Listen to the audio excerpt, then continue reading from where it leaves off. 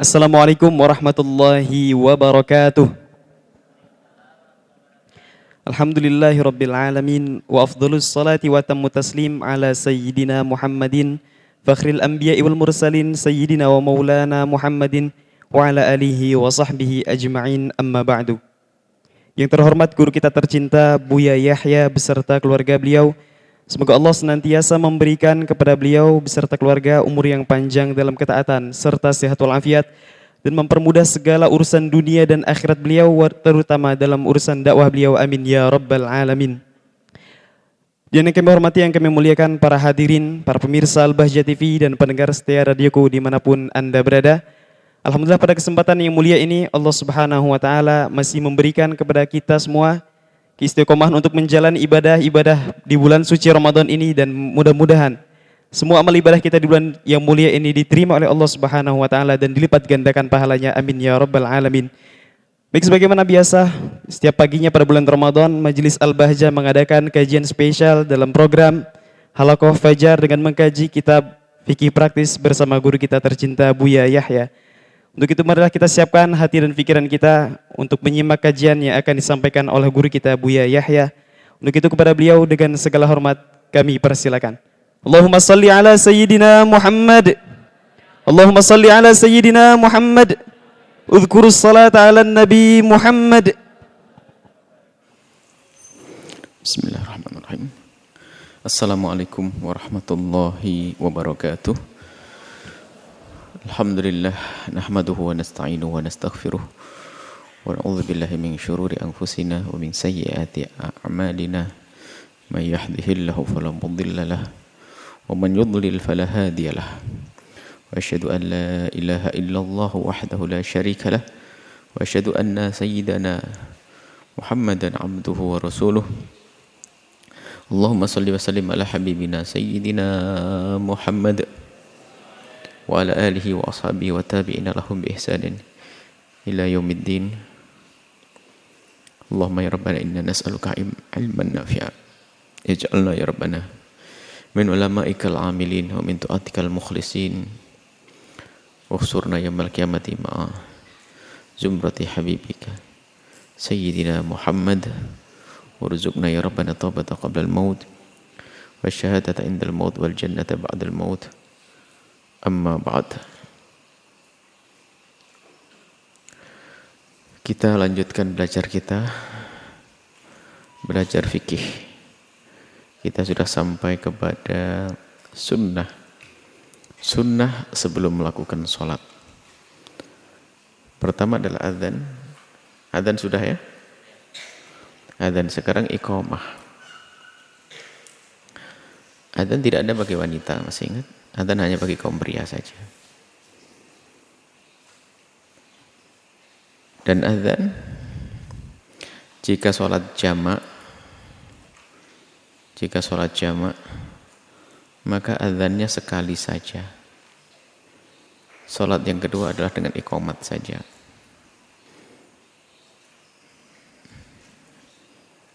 Bahkan jika kita sholat sendiri di rumah kita, tapi jangan, kalau bisa jangan biasakan sholat sendiri. Keutamaan berjamaah luar biasa. Kalaupun kita tidak bisa mengejar jamaah ada di masjid, ya kita mengumpulkan orang yang bisa kita ajak sholat berjamaah di tempat bekerja kita, atau bahkan di rumah kita sendiri, atau bahkan paling minim harus dengan satu orang lagi, agar kita bisa mendapatkan kemuliaan sholat berjamaah. Biarpun kita sholat sendiri, kalau itu fardu tadi tetap disunnahkan kita untuk adzan. Cuman adzannya kalau sendiri juga tidak usah pakai mikrofon.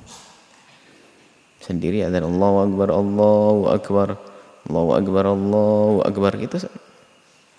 Adzan sendiri di rumah teriak keras-keras, wow, ngapain? Baik. Kemudian kalau jamak adzannya sekali saja, karena itu pendapat ulama yang mengatakan adalah adzan itu adalah miliknya waktu, bukan miliknya sholat. Artinya kalau waktu asar ya sekali adzan sudah selesai. Hakun lil waqti la hakun lis sholat, itu khilaf. Sebagian mengatakan dua. Duhur, kalau jamak duhur satu adzan, asarnya satu adzan. Akan tapi pendapat yang dipilih adalah adzannya satu saja. Baik iqamah, adapun iqamah sunnah dalam sholat fardu, baik itu ada atau qadha. Ada, tidak usah pakai an ya. Ada, sholat ada atau sholat qadha. Atasnya juga ada, tidak pakai adaan. Sholat ada atau sholat qadha. Adzannya juga ada. Sholat qadha, sholat ada. Sendiri atau berjamaah, baik laki atau perempuan. Laki perempuan tetap sunahkan untuk qamat kalau itu sholat fardu. Tapi kalau itu bukan sholat fardu, sholat sunnah, itu cukup mengatakan as-sholatu jami'ah. Jadi sholat ada, kalau fardu disunahkan jelas berjamaah atau bahkan sunnah muakkadah. Kalau sholat fardu dengan iqamat. Tapi kalau sholat sunnah yang sunnah berjamaah, sholat sunnah terbagi dua. Yang satu adalah sholat sunnah yang disunahkan berjamaah. Yang kedua sholat sunnah yang tidak disunnahkan berjamaah. Sholat sunnah yang disunnahkan berjamaah, sholat hari raya Idul Adha, sholat hari raya Idul Fitri, kemudian sholat istisqa, ya, sholat taraweh. Itu adalah sholat sunnah yang disunnahkan kita berjamaah. Baik, kalau sholat sunnah yang disunnahkan berjamaah, cara memberdirikan sholat tidak dengan iqamat untuk membedakan antara fardu dan sunnah, maka kalau sunnah cukup as-sholatu jami'ah. Adapun sholat yang lainnya seperti sholat duha, tasbih, qabliyah, ba'diyah, itu adalah sholat-sholat sunnah yang tidak sunnah untuk berjamaah. Sholat duha, tasbih itu sholat sunnah yang tidak sunnah dilakukan dengan berjamaah. Kalau dilakukan dengan berjamaah apa boleh? Ya boleh untuk mendidik dan mengajar. Tapi tidak ada kelebihan di situ kecuali hanya masalah pendidikan saja. Jadi sholat duha tidak sunnah dilakukan dengan jamaah. Sholat tasbih tidak sunnah untuk dilakukan berjamaah. Akan tapi jika ada orang yang melakukan sholat-sholat tersebut dengan berjamaah, tujuannya untuk mendidik mereka, maka menjadi hal yang diperkenankan. Tapi nggak ada kelebihannya, bukan sebuah kesunahan dalam berjamaah. Yang ketiga adalah mengambil sutroh. Mengambil sutroh ini adalah salah satu sunnah yang sangat dilupakan oleh orang yang baca kitab semacam Fathul Mu'in bolak-balik seperti apapun. Dan ini sunnah-sunnah berat ini membuat sutroh ini. Riwayat hadisnya banyak sekali. Herannya kenapa orang sangat tidak peduli urusan sutroh. Ya karena malas atau memang karena memang perasaannya di dalam belajar bukan untuk mengamalkan ilmu. Nabi itu sholatnya paling istimewa, paling sempurna. Sahabat urutan berikutnya paling sempurna, paling istimewa. Tapi Nabi mengatur barisan. Sawwu sufufakum, itu adalah Nabi yang berkata. Yang bersabda Nabi, sawwu sufufakum fa inna tasyatas safi min tamamis shalah atau min iqamatis shalah. Itu baginda Nabi. Maka Nabi mengatakan la tasawwuna seperti al-hajj la tasawwuna suwakum Allah ya khalifan Allah baina qulubikum. Kalau luruskan barisanmu atau tidak? Kalau tidak, kalau luruskan barisanmu akan porak-poranda hatimu. Saling bertentangan. Ini adalah masalah membuat sutroh. Nah, sutroh itu apa? Sutroh itu pembatas tempat sujud kita dengan orang. Jadi kalau orang lewat nanti harus di luar sutroh. Jadi kita sholat, di depan kita kasih sesuatu yang menonjol begitu, yang memberitahu kepada siapapun bahwa di balik ini ada orang sholat. Itu sutroh. Kita baca nasnya, sutroh adalah pembatas yang dijadikan tanda di saat kita sholat, agar tidak ada orang yang melewati tempat sujud kita. Jika sholat berjamaah, maka yang dianggap sebagai sutroh adalah imamnya. Jadi kalau kita sholat berjamaah, yang penting imamnya pakai sutroh, semuanya sutrohnya adalah imam. Sop yang kedua, sutrohnya adalah sop yang pertama. Dan begitu seterusnya. Jika sholat sendiri maka setiap orang disunahkan punya sutroh masing-masing. Syarat-syarat sutroh tingginya itu tidak boleh kurang dari 2/3 dhira'.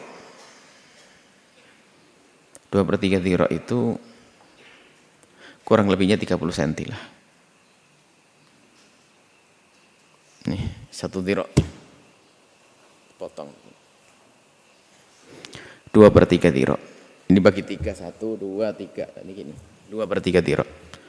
Jadi harus nonggol seperti itu. Jarak antara sutroh dengan orang yang sholat tidak lebih dari 3 dhira'. Ini akan kita hadirkan dalam sholat jamaah, dan subhanallah, ini bab yang paling dilupakan oleh katanya ustadz sekalipun. Sama mengatur barisan. Padahal sunnah berat ini bukan main-main. Diancam oleh Nabi. Tapi tidak tahu kenapa. Ya mungkin itulah karena kita tidak biasa mencoba mengamalkan sedikit dari ilmu yang sudah kita dapat. Membuat sutroh, kadang-kadang terheran santri masih saja sholatnya asal saja di setiap tempat. Cari sutroh. Pembatas itu kalau memang ada adalah as-sawari, tiang-tiang, ngadep ke tiang, tembok-tembok. Jika tidak ada, membuat sesuatu yang tingginya kurang lebih tadi 30 cm ke atas, kita ngadap. Ngadapnya kalau bisa jangan pas tepat, agak miring kanan, miring kiri, pokoknya di hadapannya. Kalau kita bepergian ya seperti itu. Kalau tidak ada ya tas kita taruh di depan. Kita bawa sesuatu mungkin barang belanjaan atau apa, jangan taruh di belakang kita. Kalau taruh di belakang kita nggak konsen, nggak khusyuk. Apalagi nanti bawa tasnya taruh di belakang kita sambil diinjek iketannya, talinya lepas dari injekannya, dipikir dicuri orang. Kayak tanda ngerti malah taruh di depannya. Sandal taruh di depannya. Karena kita mungkin di sebuah tempat masjidnya gede, sandal harus kita bungkus plastik kita bawa, taruh di depan kita. Di saat sudah tidak ada sutroh itu bisa jadi. Urutannya sutroh adalah tembok-tembok. Tembok-tembok dan sesuatu yang tingginya memenuhi syarat 30 cm itu adalah sutroh yang sempurna. Kita ngadep gitu. Begini, apa saja 30 cm. Jika sudah tidak ada itu semuanya, ya apa saja yang sifatnya menonjol. Sifatnya menonjol apa saja sebagai tanda. Kemudian setelah itu nggak ada itu apa? Garis atau sajadah. Sajadah, membuat sajadah. Sajadah itu martabat yang kesekian, bukan dari awal langsung pakai sajadah, enggak. Padahal dikatakan oleh Syekh Malibari, Syekh Bakar Syato' dan Syekh Malibari dalam kitab Fathul Mu'in dijelaskan bahwa selagi masih bisa mendapatkan tiang, nggak dianggap sajadah itu. Selagi bisa masuk menghadap ke tembok, tidak dianggap sajadah. Selagi masih ada tiang kosong, nggak dianggap kita pakai sajadah. Artinya harus benar-benar kita perhatian dalam hal ini. Ini santri, ya, santri sholatnya langsung di tengah depan pintu, nggak pakai sutroh. Ilmu itu diamalkan, bukan didengar, pakai pembatas. Dan yang namanya khutut, membuat garis, di garis memanjang set. Jadi kalau kita sholat ke sana, dikasih pemanjang set kurang lebihnya 3 dhira'. Jadi ada garis itu orang tahu, oh ini ada orang sholat. Atau garisnya melintang begini, bujur ke atas ke arah kiblat atau melintang. Termasuk sajadah. Dan sebelum sajadah tapi sesuatu, tas, koper, atau apa saja depan kita. Nah, termasuk sutra-sutra sudah dibuat itu. Itu kurang lebih 30 cm. Itu sutroh. Itu sutroh dibuat itu. Tolonglah ya, karena sudah jadi santri, ilmu itu diamalkan supaya tak lupa. Makanya biarpun dimanapun, kadang-kadang ada sebagian masjid itu mihrabnya jauh sekali. Antara imam dengan tembok mihrab itu kadang-kadang sampai 3 meter. Kejauhan, nggak dianggap sebagai sutroh itu. Makanya kadang dia minta kursi disandarkan di depannya atau apa saja. Sebenarnya untuk mengajari agar orang mengamalkan ilmu sutroh ini. Supaya orang tidak terleleng. Makanya tolong santri semuanya cari sutroh. Jika ada orang sholat, kita bisa menjadikan dia sutroh. Dan di saat kita itu dijadikan sutroh, hendaknya kita sadar bahwasanya orang itu karena nggak ada sutroh lagi, nggak ada tembok, nggak ada, maka kita yang lagi sholat jadikan sutroh sama dia. Biarpun dalam hal ini sebagian mengatakan manusia nggak bisa, kita anggap boleh saja karena sudah lumayan jadi sutroh. Hanya hendaknya yang merasa jadi sutroh itu dia faham kalau dia lagi jadikan sutroh. Yang banyak nggak paham, malah minggir, dipikir nggak enak kita di depannya, nggak hormat sama orang sholat, malah minggir, malah pergi. Ini yang ada. Jadi merasa di belakangnya ada orang sholat, ya Allah nggak enak, langsung sopan, nih kesopanan kebablasan dia, langsung minggir begitu, nggak enak. Oh, dari sholat, enggak, kamu jadikan sutroh, ya sudah, sampai selesai. Sutroh itu sekaligus kamu jaga biar tidak ada orang melalui dia di tempat sujudnya. Tolong diamalkan. Jadi kayaknya kalau di luar pondok yang namanya kesunahan kita tidak keras-keras. Tapi kalau di pondok tolong para muraqib. Jika ada anak tidak pakai sutroh, ditakzir saja. Karena biar pendidikan ini berjalan. Kebiasaan mengamalkan ilmu berjalan.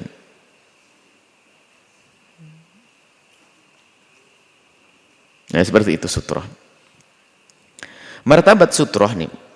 Tingkat sutroh yang paling tinggi adalah martabatnya memenuhi syarat adalah tembok, tiang, orang, satir yang panjang, tinggi, atau tapi yang kita buat itu kecil-kecil itu. Kalau perlu ada yang membuat infak dikirim ke masjid-masjid biar jadi contoh seperti itu. Dikasih yang banyak. Sebagian orang sudah sadar ini di tempat masjidnya sudah banyak sutroh. Banyak seperti itu, banyak sudah disiapin. Jadi kalau mau sholat tinggal ngambil satu. Nanti setelah itu dikembalikan. Ada sebagian masjid yang sadar. Ini kadang-kadang orang yang ilmunya malah sedikit tapi ngamalkan. Ini yang baca kitab Fathul Mu'in, Fatah itu tidak kebuka-buka otaknya. Coba saja perhatikan. Padahal jelas di kitab Fathul Mu'in misalnya. Memang sengaja kita rujuk kepada kitab Fathul Mu'in. Kenapa? Kitab itu yang paling familiar di masyarakat kita. Sampai dikatakan di situ kalau masih ada tiang, kalau orang pakai sajadah nggak dianggap kok itu.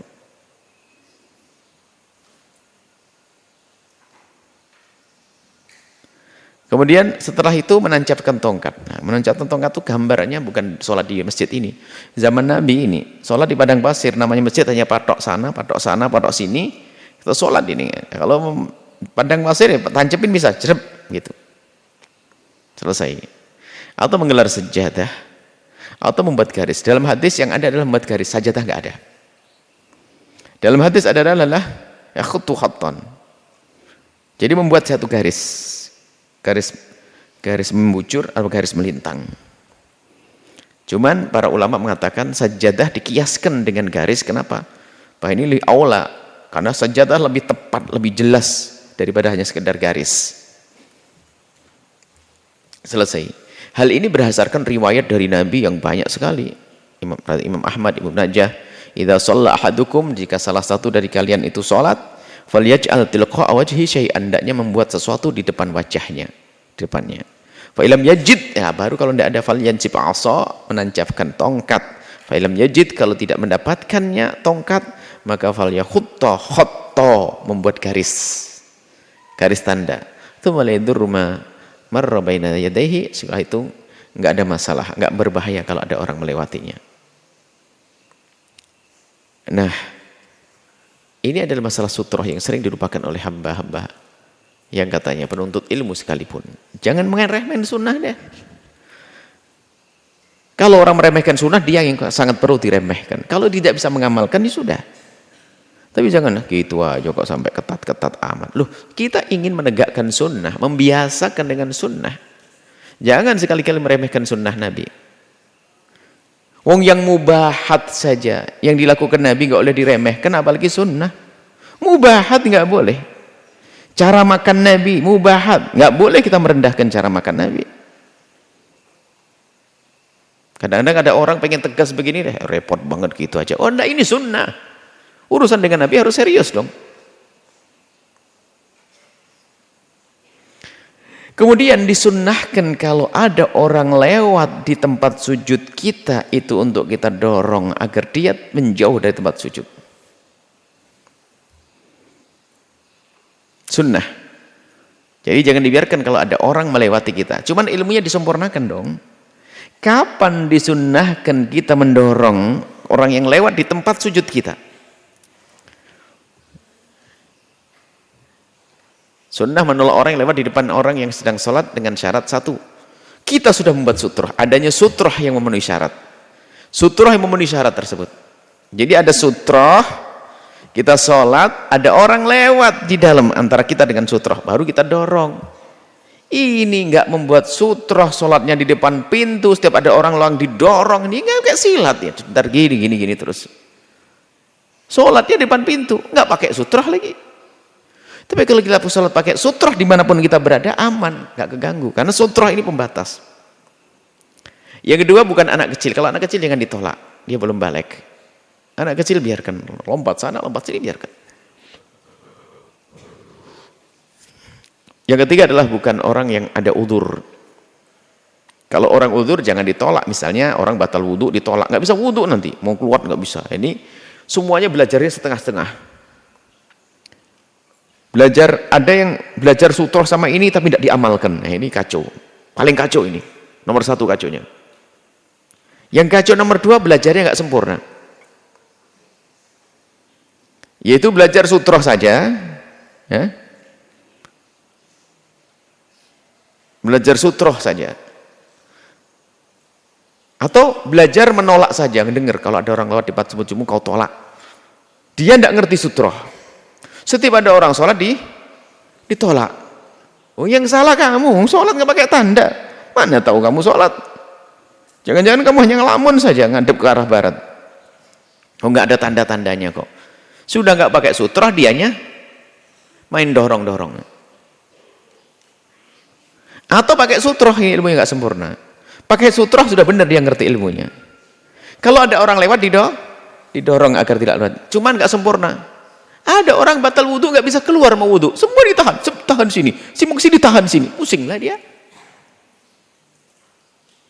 Dan ini pernah kejadian suatu ketika gitu, mau lewat, ini mau wudhu, mau wudhu dia, ada uzur.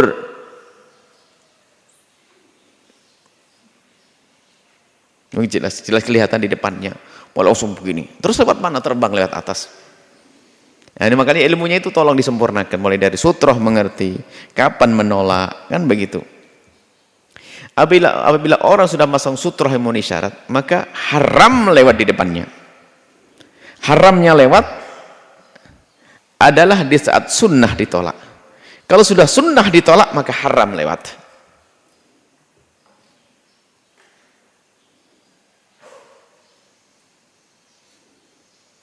Bahkan dikatakan sebagian ulama bahasanya, yang tidak membuat sutroh tidak haram kita lewat di depannya. Karena apa? Belum tentu dia sholat. Karena dia tidak membuat tanda khusus kok. Seperti itu. Jadi kalau sudah orang membuat sutroh dalam sholat, maka haram lewat di depannya.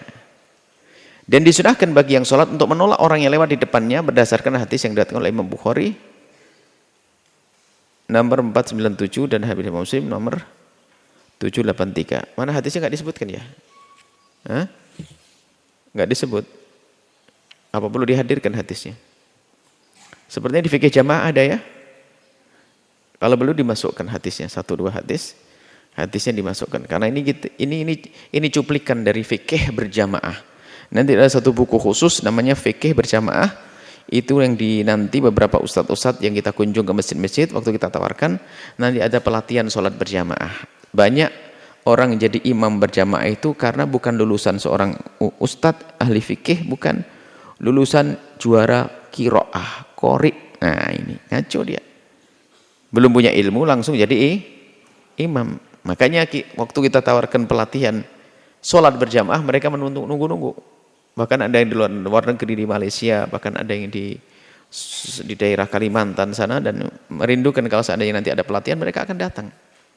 Itu ustadz yang isap, ustadz yang benar itu, biarpun mula-mula nggak punya ilmu, pasti bakal punya ilmu ustadz tersebut. Kenapa? Ada rindu belajar. Baik. Kemudian mengatur barisan dan merapatkannya.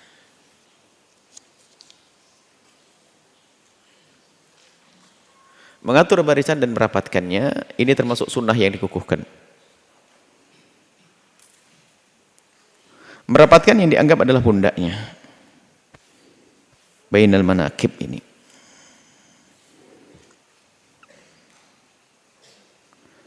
Jadi antara pundak dengan pundak itu hendaknya berdekatan. Atau kalau bisa bersentuhan, sedikit bersentuhan, bukan desak-desakan.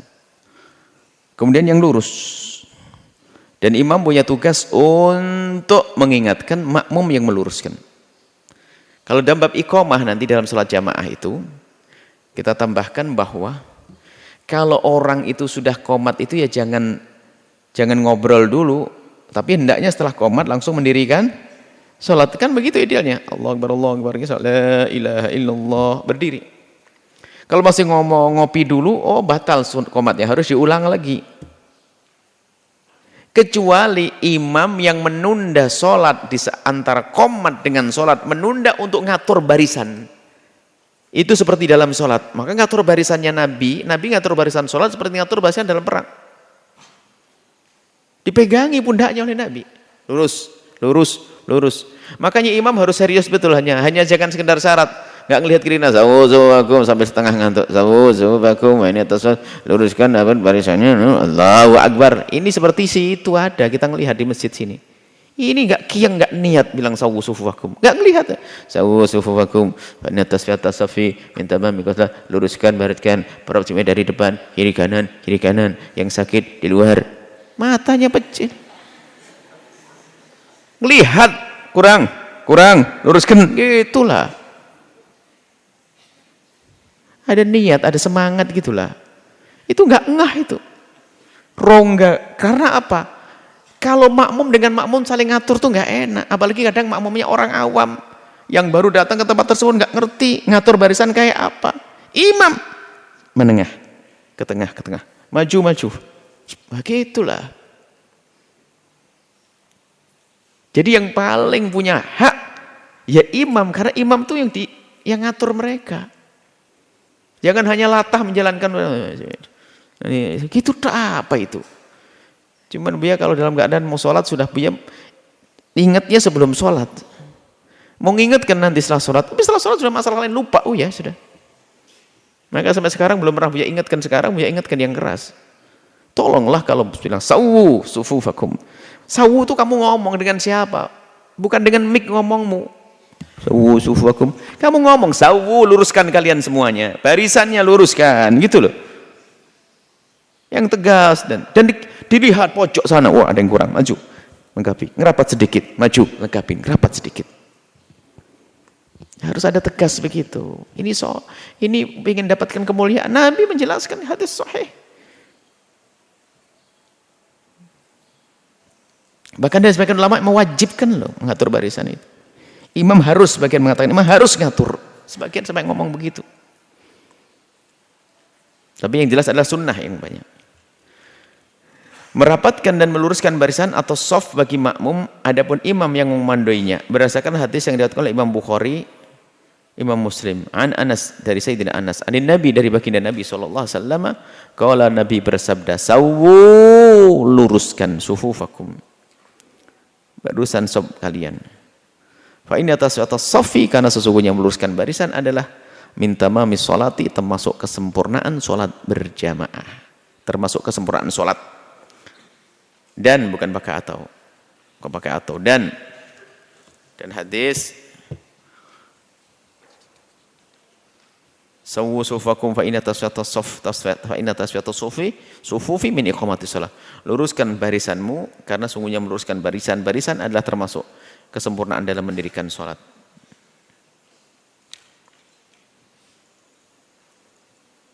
Terjemahnya kurang, yang satu nggak ada terjemahnya.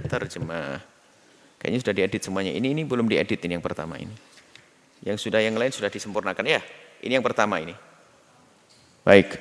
Kemudian hadis yang lain dari Imam Bukhari, Imam Muslim. Sami'tu Nu'man bin Bashir. Aku mendengar dari Nu'man bin Bashir yaqul berkata, qala Nabi sallallahu alaihi wasallam, Nabi SAW bersabda, la tusawwunna sufufakum. Pilih mana?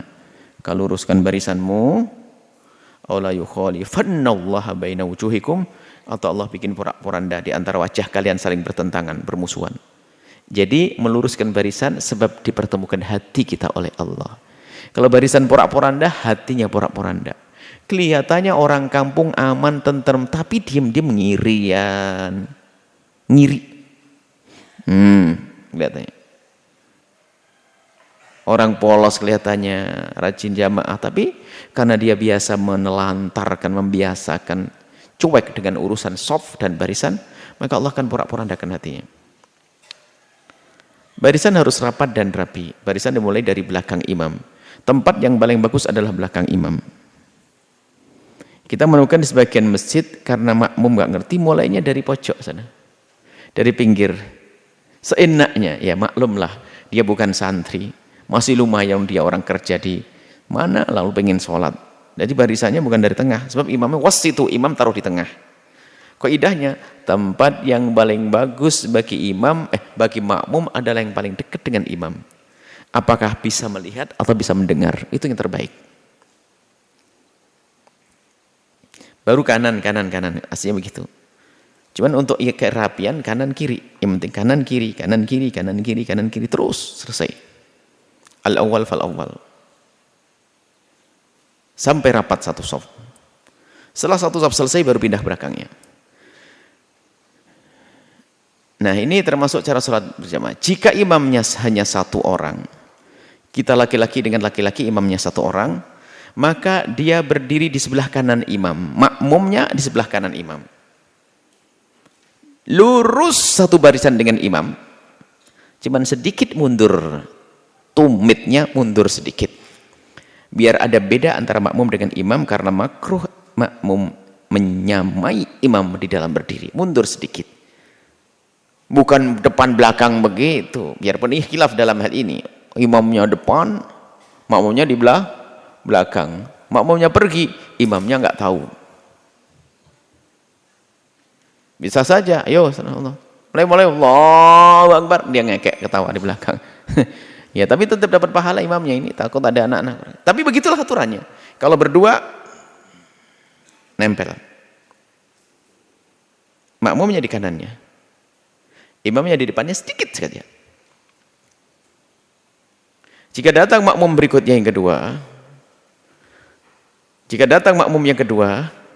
maka di sebelah kirinya. Tolong buat contoh. 3 anak datang maju ke depan, yang bisa di kamera.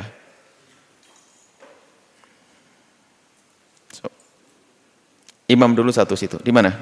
Di mana tempatnya? Bisa di shooting. Nah, imam dulu. Imam sama makmum berdua ngadep ke kiblat. Kiblatnya mana? Nah, ini langsung ya, imam jauh dulu, jangan dulu. Nah, mepet dulu, satu barisan, kurang. Mepet dulu, agak maju dikit. Mepet ya. Segini satu. Maju dikit boleh begini. Maju lagi, enggak. Makmumnya maju dikit apa-apa, tapi yang penting tumitnya makmum di belakangnya imam. Ukuran depan belakang adalah tumit ya, seperti itu. Satu barisan. Tapi mundur sedikit, sudah seperti itu. Ini sudah mulai sholat. Terlalu jauh, kalau terlalu dekat nggak kelihatan, yang penting kakinya. Bukan orangnya. Kameramen, kakinya. Dari jauh. Agak jauh supaya kelihatan. Ini, setelah seperti ini, tiba-tiba ada makmum, yang kedua datang. Bukan di sebelah kanannya makmumnya, langsung di sebelah kirinya. Masuk makmum. Makmumnya berjejer dulu, persis seperti itu. Baru nanti mengondisikan. Kira-kira enaknya ke belakang atau ke depan. Maka opsi pertama adalah imamnya mendorong makmumnya. Nabi mendorong, imamnya mendorong lah. Nah, langsung ke belakang, pelan-pelan, langkahnya tidak boleh langkah 3 kali berurutan, baru ngerapikan. Nah, seperti ini. Nah, atau yang kedua, balik lagi itu, imamnya maju, barangkali depan masih bisa digeser sutrohnya, maju imamnya, pelan majunya terus, baru setelah itu makmumnya merapatkan. Selesai. Itu kalau makmumnya laki-laki dan imamnya laki-laki. Kalau makmum dan imamnya perempuan, sama seperti itu. Makmum dan perempuan sama. Cuman jika makmumnya perempuan sudah langsung banyak, Anggap saja 5 orang, tolong tambah 2 lagi, biar ada gambaran seorang wanita. Tambah 2 lagi, jejer. Lah, begini. Kalau perempuan, imamnya langsung di tengah-tengah. Imamnya di tengahnya mana? Imamnya di tengah. Nah, imamnya kasih sorban hitam, biar ketahuan. Pinjemi sorban hitam. Sorban hitam tuh. Itu imamnya. Anggap saja ini ibu-ibu semuanya. Jadi, imamnya perempuan itu wastahunna di tengah-tengah. Hanya maju sedikit seperti ini. Cuman yang sering kita saksikan ustadzah yang baca kitab Fathul Mu'in pun kalau jadi imam nyelonong di depan, coba maju ke depan. Ini biasa yang sering kita lihat, maju lagi. Maju lagi. Perempuan imamnya begini, bukan begitu. Kalau perempuan imamnya balik lagi belakang, mundur lah. Imam ini wastahunnya di tengah-tengah. Cuman yaitu maju sedikit saja. Maju sedikit ya, itu sudah. Pokoknya yang penting ada maju sedikit atau agak maju dikit biar kelihatan lagi imamnya. Imamnya maju sedikit, sudah. Itu sudah cukup. Imamnya pakai sorban itu. Ya. Itu seandainya ini perempuan, seperti itu. Baik, cukup. Sebentar, kalau ada makmum di sebelah kirinya, nah, ente imamnya pakai sorban lagi biar ketahuan karena bajunya putih semuanya. Imamnya, ada makmumnya adalah Sayyidina Anas bin Malik. Nggak ngerti sholat di kirinya Nabi Muhammad. Berdua di kirinya. Lah kok begini tiba-tiba Allah, nggak, pertama imam sholat sendirian. Jauh dulu ente, makmumnya jauh dulu, anak soleh. Nah, baru tiba-tiba nyusul ente dengan cara yang salah ke kirinya ente, sholat masuk.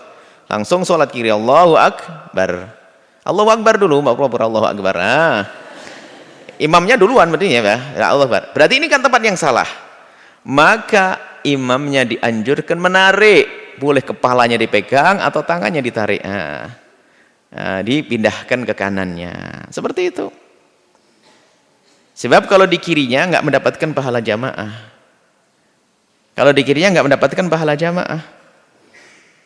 Jumhur ulama mengatakan tetap sah, tapi pahala jamaahnya nggak ada. Tapi Imam Qastolani menukil bahwasanya kalau di kirinya nggak sah. Wah, serem itu. Artinya hal-hal semacam ini harus perhatikan. Cukup insya Allah ya.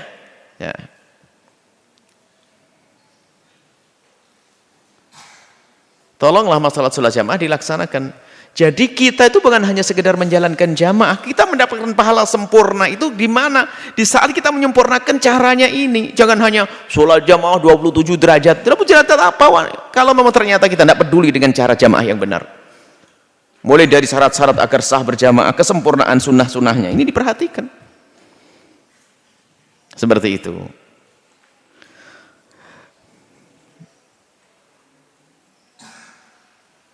Jika makmum hanya satu, maka dia berdiri di sebelah kanan imam, agak mundur sedikit. Jika datang makmum yang kedua, maka dia berdiri di samping kiri imam. Kemudian kedua makmum mundur atau imam maju ke depan. Kemudian makmum merapatkan barisan. Kayak orang menaikkan bendera merah putih. Catatan menunda, ini kita sebut catatan menunda sholat setelah iqamat dengan waktu yang lama. Dalam waktu yang lama akan membatalkan iqamah. Bukan dengan lama, dengan waktu. Dalam waktu yang lama akan membatalkan iqamah. Maka maksudnya kalau orang habis qomat kok diem saja nggak langsung melaksanakan sholat, maka nanti diulang lagi iqamatnya. Maka disunnahkan untuk mengulang iqamat. Kecuali bagi imam yang menunda sholatnya, nggak langsung sholat karena yang mengatur barisan, karena sibuk mengatur barisan makmum. Kalau seperti itu maka tidak perlu diulang. Jadi kecuali imam yang sibuk mengatur barisan makmum, maka di saat seperti itu tidak perlu mengulang iqamatnya. Karena di saat dia mengatur barisan ditambah dia seperti sudah berada di dalam sholat. Ini sudah cukup ya. Wallahu a'lam bissawab. Insyaallah ini marhalah pertama dari kitab ini sudah selesai. Dan tolong nak, biarpun sudah ada kitabnya, Buya masih senang kalau kalian berlatih untuk bisa mencatat. Nanti ada marhalah yang kedua dengan kitab keduanya. Ada buku contohnya yang belum memiliki buku, yang di luar dari majelis, ada pinjam kitab. Pinjam kitabnya satu, sini, pinjam kitabnya satu. Satu, kenapa bingung? Ya. Ini kitabnya, nanti yang ingin mendapatkan kitab, ada kitab ini. Ini fikih praktis bab toharoh dan bab sholat yang satu, fikih satu. Tidak tahu sampai ada berapa ini. Dan semuanya kita coba praktis ya, artinya insya Allah bisa dengan mudah dibaca oleh siapa saja. Tapi kami himbau kalau membaca kitab ini, ngambil rekamannya dari video ini insya Allah. Karena ada tambahan-tambahannya adanya di video kajian Halaqah Fajar insya Allah. Cukup, semoga Allah memberikan kepada kita ilmu yang bermanfaat. Mudahkan kita memahami ilmu, mudahkan kita mengamalkan ilmu, dan Allah mengampuni orang tua kita dan guru-guru kita. Yang telah wafat Allah ampuni, angkat derajatnya, dan segala kebaikan yang terjadi di tempat ini akan diberikan kepadanya. Yang masih hidup panjang umur, sehat afiat. Para santri menjadi ulama Rasulullah, dimudahkan dalam menuntut ilmu. Para orang tuanya dimudahkan segala urusannya. Dan pemirsa, pendengar semuanya yang ikut bergabung di acara ini diberi segala kebaikan, ilmu yang manfaat, panjang umur, sehat afiat. Husnul khotimah. Al-Fatihah.